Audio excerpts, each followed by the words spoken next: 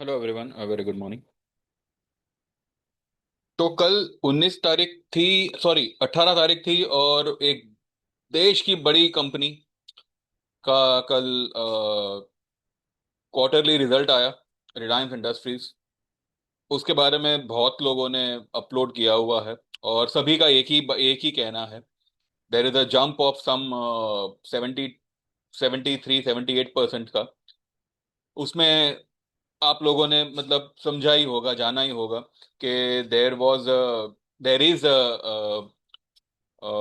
Extra income, एक extra income के नाम पे जो है कुछ उनके पास में कुछ प्रॉफिट आया है। अब ये एक्स्ट्रा इनकम जो है वो स्टेक सेल से हुआ है एशियन पेंट का। एंड ये एक वन टाइम प्रैक्टिस है, यानी कि ऐसा एवरी क्वार्टर में नहीं होता।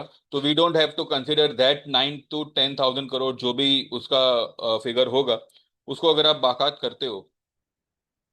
मैं यहाँ पे पूरा डिस्कस नहीं करूंगा।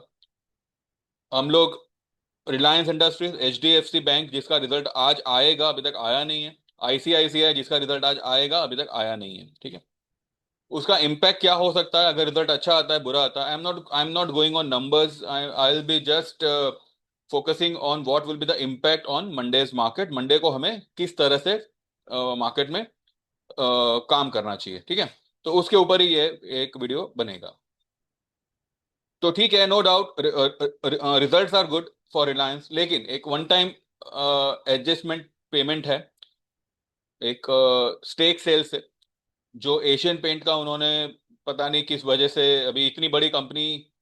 क्योंकि देखिए क्या होता है ना, जब ऐसी कंपनीज होती है ना जो दूसरी कंपनीज में इन्वेस्ट करती है अपने धंधे के साथ साथ। उनका देखिए, रिलायंस इंडस्ट्रीज का main business was oil and gas, chemical. वो उनका बेस बिजनेस है, एक मेन मेन बिजनेस है। जियो एंड रिटेल अभी अभी आए हैं। और रिलायंस इंडस्ट्रीज का ये एक फंडा है कि उन्होंने सारे बिजनेस को एक ही बैनर के अंदर कर लिया है। I mean there is no other. कहने का मतलब क्या है कि अभी तक रिलायंस जियो जो शुरू हो चुका है, they have added some 9 million new customers. And I guess India में जियो और एयरटेल ही एक ऐसी लीडिंग कंपनीज है। बाकी तो सारी मोबाइल कंपनी जो है वो जवाब दे चुकी है। एयरटेल एंड रिलायंस जो है वो पैरेलल चल रही है। ज्यादा से ज्यादा अगर कुछ प्रॉब्लम हो जाती है नेटवर्क में या किसी भी सर्विस में, तो ज्यादा से ज्यादा लोग चार कमेंट करेंगे, ट्रोल करेंगे, और चौथे पांचवें दिन भूल जाएंगे, because we don't have any other option, right. कुछ ये अपना क्या कहते हैं, डिजिटल बिजनेस के अलावा, डिजिटल बिजनेस के अलावा, यानी कि मोबाइल वगैरह जो भी है, मोबाइल सर्विस, इंटरनेट, इसके अलावा उनके किसी भी बिजनेस में इतना ग्रोथ या इतना मतलब प्रॉफिट नहीं दिख रहा है। अगर आप एशियन पेंट का जो स्टेक सेल है उसको अगर आप साइड में कर दो, तो क्वार्टर टू क्वार्टर उनका जो प्रॉफिट है वो थोड़ा सा नीचे है, ईयर टू ईयर थोड़ा सा ऊपर है। सिर्फ और सिर्फ ऑयल एंड गैस की बात करें तो डिक्लाइन है। ऑयल टू केमिकल की बात करें तो भी डिक्लाइन है। Decline to neutral, neutral to decline, मतलब इस तरीके का है। अब देखिए रिलायंस इंडस्ट्रीज का चार्ट अगर हम देखें, ठीक है, चार्ट में क्या दिखा रहा है वो हम जाएंगे चार्ट पे। तो मोटा मोटी रिलायंस का रिजल्ट इज ओके, ठीक है। सिर्फ जो ये एक कहते हैं ना, एक बड़ा चौड़ा के जो बताया जा रहा है ना, वो because of this stake sale, जो एवरी क्वार्टर नहीं होगा।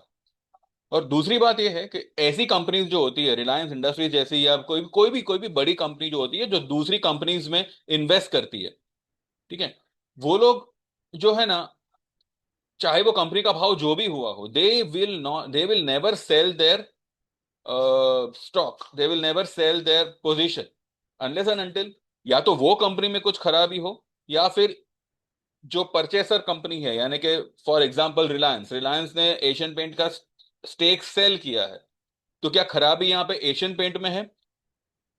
कि आगे चल के उसके शेयर के दाम गिरने वाले हैं, या देयर इज सम मनी का जरूरत रिलायंस जैसी कंपनी को है, in spite of showing such a big business, if they are selling the stake of any ongoing running company, profit making company. Asian paint is not a like कोई अंडू पंडू company तो है नहीं, it's a very huge, very very big company. उसका अगर आप stake sale कर रहे हो तो या तो एशियन पेंट में आने वाले दिनों में गड़बड़ है, या फिर आपकी कंपनी में कुछ कुछ फंड्स की जरूरत होगी, या जो भी है जहां पे आपने ये कदम उठाया। ठीक है, तो यहाँ पे जो रिलायंस के रिजल्ट को इतना बड़ा चौड़ा के बताया जा रहा है ना, तो यहाँ पे थोड़ा सा, अब थोड़ा सा हमें हमारी कॉमन सेंस भी यूज करनी है। एवरी क्वार्टर में इन ये लोग जो है अपना स्टेक सेल नहीं करेंगे ऑब्वियसली, और अगर करते हैं देन कहीं ना कहीं गड़बड़ रिलायंस में ही है फिर तो। लेकिन अब क्योंकि चलो उसके 9,000 करोड़ को हम साइड में भी करें तो भी जो है 26,000 करोड़ के आसपास का उनका प्रॉफिट बता रहा है, विच इज समवॉट लाइक पिछला क्वार्टर। ईयर ऑन ईयर जो है देयर इज अ ग्रोथ, ठीक है, year on year there is a growth, but वो ग्रोथ किस में है? रिटेल में है और डिजिटल में है। रिटेल के मुकाबले डिजिटल में जो है वो ज्यादा है। लेकिन इसके बावजूद दे हैव अनाउंस्ड कि वो लोग 2025 में ना तो जियो का आईपीओ लाएंगे, ना ही रिटेल का आईपीओ लाएंगे। It has been postpone to 2027। Reason ये बताया जा रहा है because of some operational issues. Operational issue मतलब क्या? यानी कि 2025 में अगर रिलायंस जैसी कंपनी का आईपीओ डिले हो रहा है और वो भी 2027 पे जा रहा है, दैट मीन्स या तो देखिए, या तो सच में ऑपरेशनल इशू होगा, लेकिन मुझे नहीं लगता कि they can not tackle any kind of issue. अब उनको आईपीओ लाना है, आईपीओ डिले करना मतलब एक जो जो जो मार्केट कैप वो लोग अंदाजा लगा के बैठे थे उसको डिले कर देना। और जबकि उनके बिजनेसेस यहाँ पे ऑपरेशनल है। We are using Jio services, we are using Jio retail, ठीक है। और डीमार्ट के मुकाबले जियो रिटेल जो है वो बहुत ही कुछ कुछ देखा जाए तो कुछ 3 to 5% उनका business compare to DMart, Jio retail is doing, it's doing great compare to DMart. लेकिन उसके बावजूद अगर वो लोग ये कह रहे हैं कि ऑपरेशनल इशू की वजह से we are delaying the IPO, अब मुझे सिर्फ यहाँ पे देखिए, मोटा मोटी मेरा दिमाग सिर्फ यही कहता है, या तो आने वाले 2 साल मार्केट के लिए ही अच्छे नहीं है, there won't be any fund who will infuse in the market. कोई बड़ी पार्टी या कोई बड़ा इन्वेस्टर आने वाले 2 साल तक मार्केट में पैसा इन्वेस्ट नहीं करेगा, पहली बात। एक ये रीजन हो सकता है। दूसरा रीजन, एक्चुअली में operational issue may be possible, कुछ कुछ भी मतलब कहीं पे, या तो they are waiting for some, अब अगर उनको रिटेल आउटलेट्स खोलने हैं तो मे बी शायद वो प्रॉपर्टी के दाम के गिरने का वेट कर रहे हैं। अब ये भी कब पॉसिबल होगा? जब प्रॉपर्टी में करेक्शन आएगा, यानी कि overall correction is hanging over on the market, यहां या वहां। इसलिए these people are not taking any kind of risk right now. मेरी बुद्धि मुझे ये कह रही है तो मैं यहाँ पे ये बता रहा हूँ। मोटा मोटी यही है कि रिलायंस के रिजल्ट अच्छे आने के बावजूद we don't have to be so so excited about the Nifty के अभी 26,000 आएगा, 27,000 आएगा, ऐसा कुछ नहीं है। तो हम एक बार चार्ट पे चल के देखेंगे कि रिलायंस में क्या पॉसिबिलिटीज बनती है, टेक्निकली वो किस लेवल तक जाना चाहिए, किस लेवल तक जा सकता है, और अगर ऐसा होता है तो निफ्टी में क्या हो सकता है, ठीक है। इसके अलावा there are two big banks, ICICI bank and HDFC bank. उसके रिजल्ट अभी तक, नंबर्स अभी तक डिस्क्लोज नहीं हुए, फ्लैश नहीं हुए। अनुमान लगाते हैं, मानिए एचडीएफसी का रिजल्ट नो आता है और आईसीआईसीआई का अपोजिट आता है, या आईसीआईसीआई का बढ़िया आता है, एचडीएफसी का अपोजिट आता है। तो यहाँ पे क्या होगा? मंडे को एक पांव ऊपर खींचेंगे, एक पांव नीचे खींचेंगे, Nifty will not, Nifty will go nowhere. और अगर मानो रिलायंस के जैसा इन दोनों का भी रिजल्ट बढ़िया आ गया। ठीक है, तो बैंक निफ्टी का क्या होगा, एंड जो है उसका इम्पैक्ट निफ्टी पे क्या आएगा, निफ्टी कितना लेवल तक जाएगा, वो हम एक बार एक एक आइडिया ले लेते हैं। एक एक्यूरेटली तो मैं नहीं बता पाऊंगा बिकॉज अभी तक नंबर्स पता नहीं है, और वी ऑल्सो डोंट नो कि भाई व्हाट विल ऑपरेटर डू। ठीक है, बिकॉज बिकॉज ये चीज को, क्योंकि देखिए जब भी कोई क्वार्टरली रिजल्ट आने वाला होता है, अच्छा या बुरा, ठीक है, वो क्वार्टर में जो स्टॉक की मूवमेंट होती है ना, वो उस रिजल्ट को फैक्टरिंग कर रही होती है। ऐसा नहीं है कि they will wait for quarter खत्म होने के बाद जो उसका आउटकम आएगा, जो उसका रिजल्ट आएगा, उसके बाद स्टॉक में मूवमेंट आएगा, ऐसा नहीं होता। अगर रिलायंस ने पिछले 3 महीनों में कुछ अच्छा किया है, तो वो जो उसका जो इम्पैक्ट आना आना था स्टॉक पे, वो ऑलरेडी एक्चुअली में आ चुका है। ठीक है, फिर भी ये रिजल्ट कुछ अगर मानो मार्केट उसको बड़ा चौड़ा के अगर लेती है और कुछ 3 से 4%, 5% का गैप अप ओपन करवा देती है, तो निफ्टी का क्या होगा। और HDFC ICICI में अगर एक अच्छा एक बुरा, या दोनों बुरे, या दोनों अच्छे, तो क्या होगा, वो हम सीधा चार्ट पे चल के एक बार देखते हैं। Will start with Reliance, and देखते हैं रिलायंस। ये रिलायंस का चार्ट है,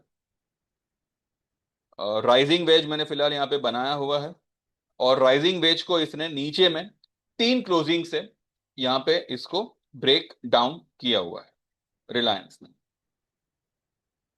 ठीक है, अगर अगर मानो किसी कारण से ये इस राइजिंग वेज के अंदर निकल जाता है, तो ज्यादा से ज्यादा रिलायंस आई बिलीव 1550 से 1570, ये लेवल से 100 पॉइंट, ये लेवल से 100 पॉइंट निकल सकता है। ठीक है, और अगर ऐसा नहीं होता है, और रिजल्ट का मतलब मानो कुछ खास इंपैक्ट आता ही नहीं है, तो ये जो लेवल है ना, ये पहला रुकावट का काम करना चाहिए। 1494, यानी कि 1494-95। 1476 पे रिलायंस ने क्लोज किया हुआ है, और यहां से 20 पॉइंट भी अगर मानो प्लस में खुलता है, तो 1495 will be acting as a resistance. इसको पार अगर करता है, तो फिर से इस चैनल में आ जाएगा, और फिर राइजिंग वेज के हिसाब से ये यहां तक एक बार निकल सकता है। लेकिन देखिए सबसे बड़ा इंपैक्ट यहाँ पे ये रहेगा कि they have delayed their IPOs, तो ये एक नेगेटिव न्यूज है for the company, for the reputation. अब वाकई में ऑपरेशनल इशू है, तो वो ऑपरेशनल इशू इतना मतलब बड़ा है कि उसको 2 साल लगेंगे। ठीक है, तो ये सारी बातें जो है ना, इफ एंड बट में है, जिसका जवाब सिर्फ और सिर्फ अंबानी भाई साहब के पास है।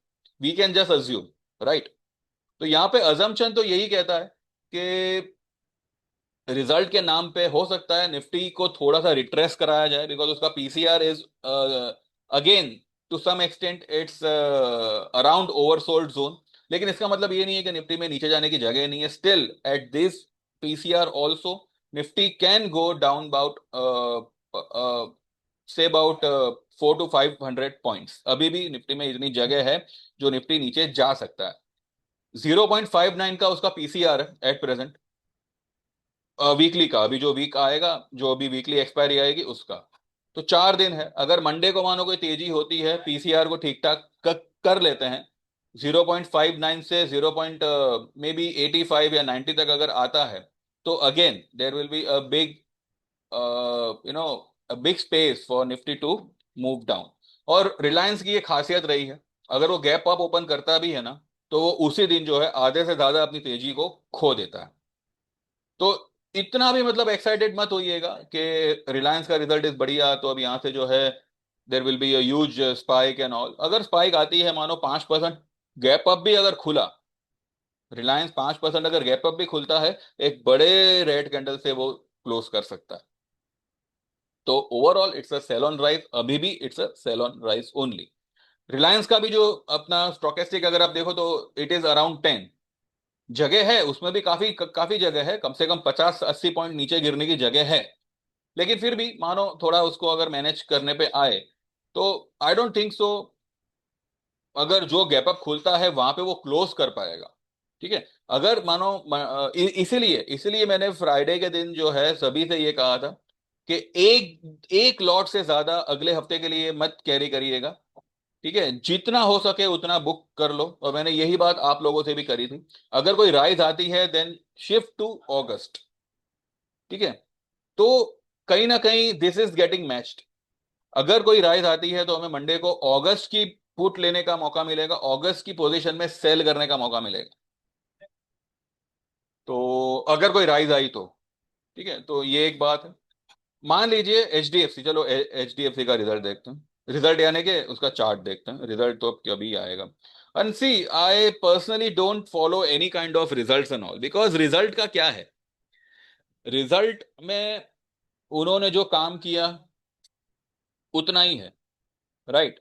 लेकिन मार्केट जो है ना, वो पैरेलल उस काम को फैक्टरिंग करता हुआ चलता है।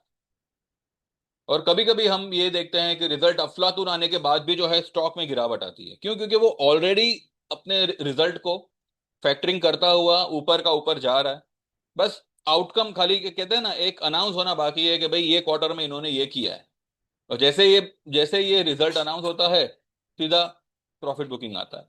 कई बार हमने ऐसे स्टॉक्स देखे हैं जो जिसका क्वार्टर जो है, जिनका जो करंट परफॉर्मेंस होता है वो थोड़ा सा डामाडोल होता है, और स्टॉक भी जो है उसी हिसाब से नीचे नीचे नीचे नीचे नीचे जा रहा होता है।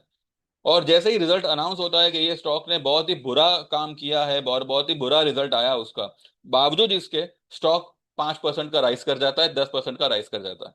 क्योंकि जो बुराई, जो मतलब खराबी होनी थी वो ऑलरेडी हो चुकी है, right. It is been announce कि भाई स्टॉक में खराबी, ये कंपनी ने जो है लॉस किया हुआ है, या कंपनी ने अच्छा परफॉर्म नहीं किया हुआ है, ये ऑलरेडी फैक्टर्ड है। तो रिजल्ट बुरा आने के बाद भी स्टॉक 5-10% राइज कर जाता है। तो इतना एक्साइटेड नहीं होना है हमें यहाँ पे। मंडे को देखते हैं, अगर मौका मिलता है, प्लस में मार्केट खुलता है, अगस्त का ऑप्शन लेने का या अगस्त की फ्यूचर को सेल करने का अच्छा आपको अपॉर्चुनिटी मिलेगा। ठीक है। अब एच डी एफ सी देखना है, ये एच डी एफ सी है। एच डी एफ सी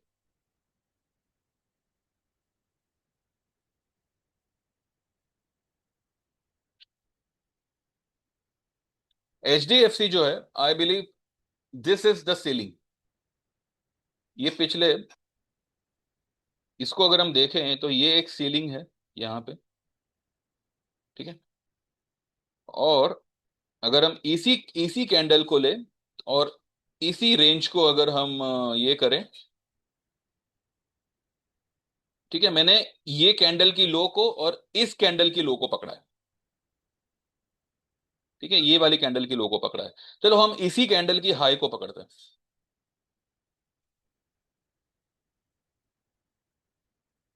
ये तो फिर बहुत नीचे हो जाएगा।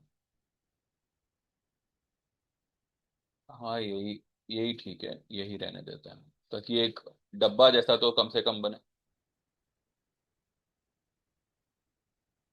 अब इतने समय से 26 जून से लेके कल तक एच डी एफ सी इसी एक पैरेलल रेंज में चल रहा था, इसी रेंज के अंदर ये हाई और ये लो, और इसके बीच में इसने पूरा टाइम पास किया। कल इसने क्या किया, एक ब्रेक डाउन दे दिया।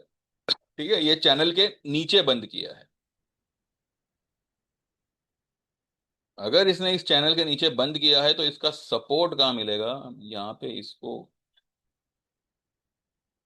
देखिए।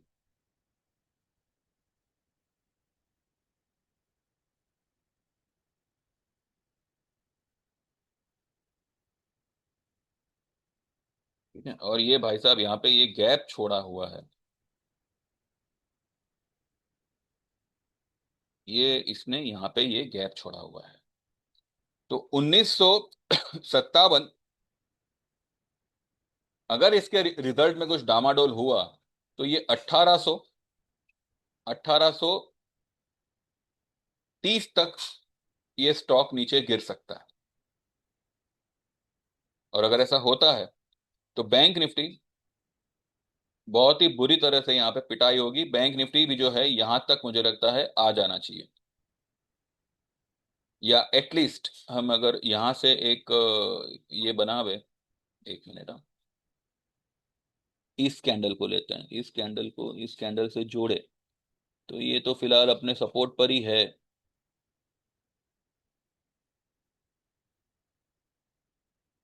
अगर एचडीएफसी में बड़ी गिरावट आती है तो बैंक निफ्टी भी जो है यहाँ से करंट लेवल से कम भी जो है 1500 से 1800 पॉइंट, 1500 पॉइंट तो गिरने की ताकत रखता ही रखता है। कितना होता है ये कैलकुलेट कर ही लेते हैं ना। ये वाला लेवल ना, एक मिनट, 56,283, और ये लेवल क्या आता है? 56,963, 53,960, 936, तो 2300 पॉइंट आता है। अरे बाप रे। हम्म। अब 2300 पॉइंट की गिरावट इतना तो मैं नहीं एक्सपेक्ट कर रहा। एक ही दिन में नहीं कर रहा, मतलब थोड़ा थोड़ा करके आ सकता है, पर एक ही दिन में तो नहीं आ सकता। ये पकड़ के इधर खींचे, हाँ ये ठीक है। 55,159, ये ओके।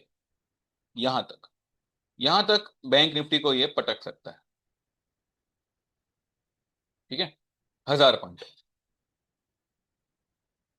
1000 पॉइंट जो है बैंक निफ्टी से उड़ सकते हैं अगर एचडीएफसी ने थोड़ा सा टेढ़ा रिजल्ट दिया तो। और अगर एचडीएफसी का बुरा आता है, आईसीआईसीआई का अच्छा आता है। चलो आईसीआईसीआई का भी चार्ट देख लेते हैं।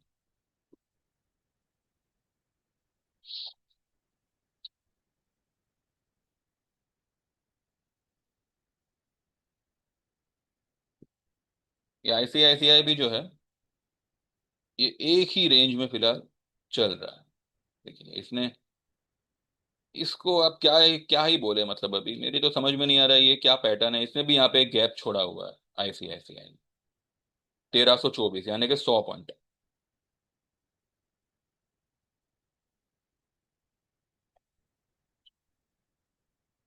ठीक, टेक्निकली तो कुछ सपोर्ट में नहीं है, लाइक यू कैनॉट से कि हाँ भाई चलो, न्यूज बेस अगर कुछ आता है तो वो शॉर्ट लिव रहेगा। और अगर मानो किसी कारण से एक तेजी का माहौल अगर बना मंडे के दिन, तो वो तेजी भी जो है ना सस्टेनेबल तेजी नहीं होगी। जैसे मैंने कल आप लोगों को निफ्टी के बारे में बताया था, निफ्टी के लेवल्स के बारे में बताया था कि 25,075 से लेके, सॉरी 25,030 से लेके 25,075, ये जो है ये एक सेल लेवल बनेगा फॉर निफ्टी। एंड इस लेवल पे इस लेवल पे अगर निफ्टी आता है, इस लेवल पे अगर निफ्टी आता है, देन अगस्त की जो है आप यहाँ पे पोजीशन ले सकते हैं। 25,000 का पुट ले सकते हैं, या फिर 24,800 का पुट ले सकते हैं। 24,600 का, 24,800 का लीजिए, नजदीक होगा तो ज्यादा अच्छा है। और टारगेट होगा इसका 24,000 और 23,700, ये फिलहाल टारगेट होगा। Upside, upside is capped at ये लेवल 25,300, क्योंकि ये देखिए ये एक ब्रेक डाउन है इसका, इन्वर्टेड फ्लैग एंड पोल का। ठीक है, तो यहां से मार्केट को अब नीचे आए बिना कोई छुटकारा नहीं है। अगर ऊपर जाता है तो कहीं ना कहीं वो एक 100-150 पॉइंट के रेंज में अटक जाएगा। एंड वहां से जो है एक सेलिंग ही पकड़ेगा, बिकॉज बाकी सारे स्टॉक्स में कल, आईटी में खास करके, आई बिलीव एक प्रेशराइज मूवमेंट बनना चाहिए।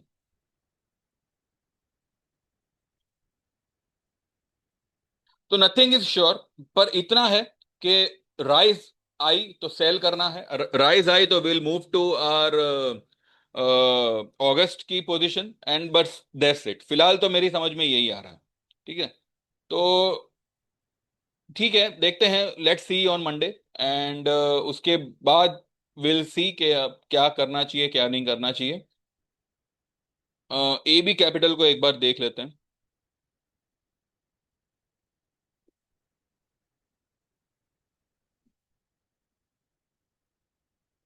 इसने अपने 10-20 के नीचे क्लोज किया हुआ है, और अगर एक ट्रेंड लाइन अगर खींचे यहाँ पे,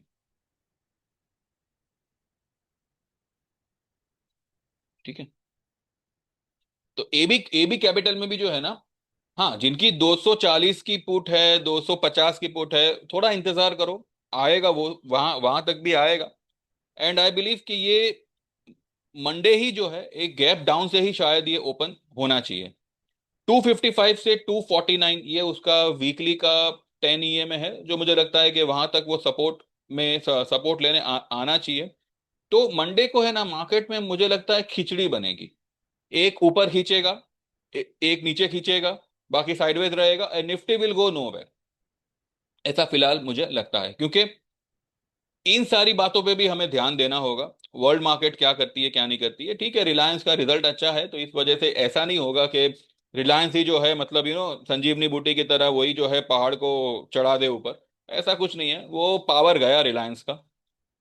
रिलायंस एक टाइम पे मार्केट मूवर हुआ करता था, एंड आई तो कंप्लीटली अवॉइड रिलायंस। रिलायंस में तो अब मुझे पैसा डालना ही नहीं है, ना ऑप्शन लेना है ना कुछ लेना है। हाँ, बीच में मैंने एक जो है जोड़ी ट्रेड दिया था, पर ठीक है। जिसने जो लोग कमा के निकले निकले, उसके बाद में मैंने रिलायंस को अवॉइड ही किया हुआ है। तो देखते हैं मंडे मार्केट ओपन होता है तो उसके बाद में जो है कैसा क्या होता है, एंड अकॉर्डिंगली जो है vision is clear, it's a sell on rise market, और मार्केट को नीचे आना है, दैट्स इट, इतना मुझे पता है। ऊपर जाता है तो क्या करना है वो मैंने आपको बता दिया। मानना ना मानना आपके ऊपर है। मानते हो तो अच्छा रहेगा, ना मानो तो भी जो है आप आपके हिसाब से आप ट्रेड लेना। किसी को फोर्स नहीं है, किसी को कोई कन्विंसिंग नहीं है। जिसको जो समझ में आवे वो आप करिए। बाकी मैंने जैसे थर्सडे को ही कहा था कि Friday is going to be a relief day for my sellers, तो ठीक है, वो थोड़ा सा माइनर सा हमें रिलीफ मिला है। थोड़ी बहुत पोजीशन है, वो भी जो लोग को कल मतलब इतना रिलीफ नहीं हो पाया, उनको ये हफ्ते में रिलीफ हो जाना चाहिए, इतना मुझे लगता है। एंड बाकी देखते हैं कैसे क्या होता है क्या नहीं होता। ठीक है। तो मीन ज्वाइन करना है किसी को, तो आप 6 महीने का मिनिमम इक्विटी ज्वाइन कर सकते हैं। एंड आई वुड सजेस्ट कि इक्विटी करो तो आप कमोडिटी भी करो, क्योंकि कमोडिटी में भी जो है, येस्टरडे क्रूड ऊपर से गिरा, नो डाउट, बट ये क्रूड जो है ना, ये सीधा मंडे को मुझे लगता है गैप अप ही होगा, नीचे सपोर्ट में ही है। सपोर्ट में ज्यादा से ज्यादा नीचे जाएगा तो 50 पॉइंट। और गोल्ड 98,000 पे आ गया। गोल्ड में मुझे लगता है कि एक गैप अप होगा, और ये गैप अप अगर 300-400 पॉइंट का हुआ, अगर मानो 300-400 पॉइंट का गैप अप होता है गोल्ड में, then the next target will be 99,200। ये मुझे लगता है इसी वीक में आना चाहिए। एंड वी हैव गॉट अगस्त का पोजीशन क्रूड में भी और गोल्ड में भी। कल मैंने सिल्वर सेल करने के लिए बोला था। अब सिल्वर जो है, फिलहाल तो हमारे सेलिंग भाव पर ही आया हुआ है, मतलब सेलिंग भाव पर ही है। तो ट्यूसडे को, अपना मंडे को, मुझे लगता है कि सिल्वर में एक फॉल फिर आनी चाहिए। और ये फॉल अब की बार जो है ना, मुझे लगता है ये पर्पल लाइन तक आनी चाहिए। 1,09,000 8,000 के आसपास मुझे लगता है आनी चाहिए। ठीक है। तो अगर आप इक्विटी में अगर इंटरेस्टेड हो ज्वाइन करने में, तो आई वुड सजेस्ट कि आप कमोडिटी भी साथ में ले लो। दोनों को कंबाइन करके आपका जो है 6 महीने का equity as well as commodity.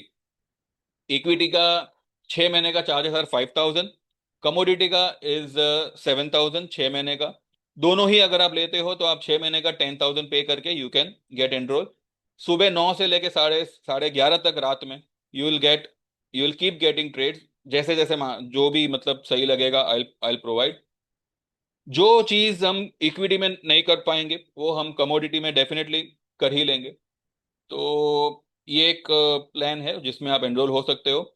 या फिर अगर आपको इक्विटी में ही करना है, देन 6 महीने का 5,000 रहेगा, 1 साल का 8,000 रहेगा, और लाइफ टाइम का 15,000 रहेगा। सिर्फ कमोडिटी ही करना है, देन 6 महीने का 7,000, 1 साल का रहेगा 10,000, एंड लाइफ टाइम का रहेगा 18,000। इक्विटी एंड कमोडिटी दोनों अगर आप ज्वाइन करते हो तो 6 महीने का रहेगा 10,000, 1 साल का रहेगा 18,000, और लाइफ टाइम का रहेगा 30,000। दोनों ही अगर आप ज्वाइन करते हैं तो। लेकिन अगर आप इसी मंथ में, इसी जुलाई 31 तक लाइफ टाइम की सर्विस में एनरोल करते हैं for equity as well as for commodity, दोनों ही सर्विस अगर आप लेते हैं फॉर द लाइफ टाइम, तो 30,000 की जगह पे आपको जो चार्ज होगा, आपका चार्ज होगा, वो होगा सिर्फ और सिर्फ 25,000 का। जिसमें इसके बाद आपको लाइफ में 1 रुपए का पेमेंट करना नहीं है, और आपको जब तक जब तक हम है तब तक आपको ये सर्विस प्रोवाइड होती रहेगी, लाइफ टाइम वाली, for equity as well as for commodity. और 3 से 4 ट्रेड में ही आपका सारा पैसा जो है आपको रिकवर करके मिल जाता है, तो इसमें आपको कोई फिक्र चिंता नहीं करनी है। किसी भी ट्रेड में कोई ऊंच नीच होती है तो वो आपको रिकवरी करा दी जाती है, उसमें उसमें भी आपको फिक्र चिंता नहीं करनी है। बाकी देख लीजिए, जैसे आपको जमे वो हिसाब से यू कैन डू। व्हाट्सएप करिएगा 9082503553। आपका नाम मेंशन करिएगा, आपको कौन सी सर्विस में एनरोल करना है वो मेंशन करिएगा। सभी कुछ मैंने लिखा हुआ है, लेकिन वो 6 महीने वाला इक्विटी और वो 6 महीने वाला इक्विटी एंड कमोडिटी, ये मैंने शायद मेंशन नहीं किया है डिस्क्रिप्शन में, तो वो मैंने आप यहाँ पे बोला हुआ है तो आपने सुना ही होगा। ठीक है, तो वो एक बार आप देख लीजिएगा। एंड मैसेज वही करें जिनको एक्चुअली में ज्वाइन करना है। अगर आप पूछ परछ करके फिर आप ज्वाइन नहीं करते हो, तो भैया फिर मैं आपको इन फ्यूचर एंटरटेन नहीं करूंगा। और सेम नंबर पे गूगल पे है, तो जैसे आप पेमेंट ट्रांसफर करते हो आपको मोबाइल में ऐड कर लिया जाएगा, मेरे मोबाइल में। एंड आपको इंडिविजुअली व्हाट्सएप पे ट्रेड के मैसेजेस आएंगे, और फिर आपको ट्रेड ही लेना है। ठीक है, तो let's wait for Monday. And Monday को विल सी, और उसके बाद जो है मंडे सुबह में 10-11 के आसपास विल टॉक। जो मैंने वीडियो बनाने का कहा था 3 लेजेंड्स की स्टोरी, तो वो आज शाम को ही मैं बनाऊंगा, तो देखिएगा उसे। This is going to help you a lot. इसको सिर्फ और सिर्फ एंटरटेनमेंट के तौर पे लेना नहीं है, this is going to be a big teaching, which जो मैं मेरी तरफ से आपको उनकी तरफ से समझाने की कोशिश करूंगा कि what they meant to tell and what I understood, and I will convey their message to you. ठीक है, तो these are the big 3 legends जो मेरे सबसे फेवरेट है। और मैं उन्हीं, और जो मेरे मनपसंद होते हैं, बहुत ही कम लोग होते हैं जो मेरे मनपसंद है, क्योंकि मेरे लाइफ में बहुत भीड़ भड़का नहीं है, गिने चुने लोग हैं। मेरे फ्रेंड्स भी जो है बहुत ही कम, बहुत ही गिने चुने, आप यूं कह सकते हैं कि 1-2 से ज्यादा मेरे फ्रेंड्स नहीं होंगे। 1-2 भी जो है मुझे सोचना पड़ेगा कि भाई कौन है। इतना छोटा दुनिया है। मेरा फैमिली है, दैट्स इट। मेरा काम है, जो मेरे क्लाइंट्स है, दैट्स इट। हाँ, क्लाइंट्स भले बड़े, बिकॉज ऑब्वियसली क्लाइंट के साथ में मैं मेरे दिल की बात तो शेयर नहीं करूंगा, लेकिन जो मैं सभी, मतलब जो मैं वर्ल्ड को कुछ कहना चाह रहा था, तो वो मैं यहाँ पे आप लोगों के जरिए, ये यूट्यूब के जरिए I am able to convey. तो I am very much thankful कि भाई देर से सही, लेकिन I started this channel and I am able to speak whatever I wanted to speak. And तो ये जो वीडियो होगा, ये सिर्फ और सिर्फ एंटरटेनमेंट वाला वीडियो नहीं होगा। एंटरटेनमेंट एक्चुअली इसमें कुछ है ही नहीं। This is the knowledgeable video, this is एक टीचिंग होगी इसमें, एक मैसेज होगा इसमें, जो हमारी लाइफ के साथ में ऑलवेज रेजोनेट करेगा ही करेगा, किसी के भी लाइफ के साथ में करेगा ही करेगा। ठीक है, एंड आप ये 3 लेजेंड से बहुत ही अच्छे से वाकिफ हो, तो इसमें आपको कुछ सरप्राइज नहीं होगा कि अरे भाई ये मैं किसकी बात कर रहा हूँ, ऐसा कुछ नहीं होगा, सिर्फ नाम ही काफी है उनका। तो देखिएगा, एंड पसंद आए तो लाइक करिएगा, ये भी पसंद आया हो तो प्लीज लाइक करिए, सब्सक्राइब करिए चैनल को, make this channel grow. And see you on Monday. Thank you very much, bye bye, take care and happy weekend.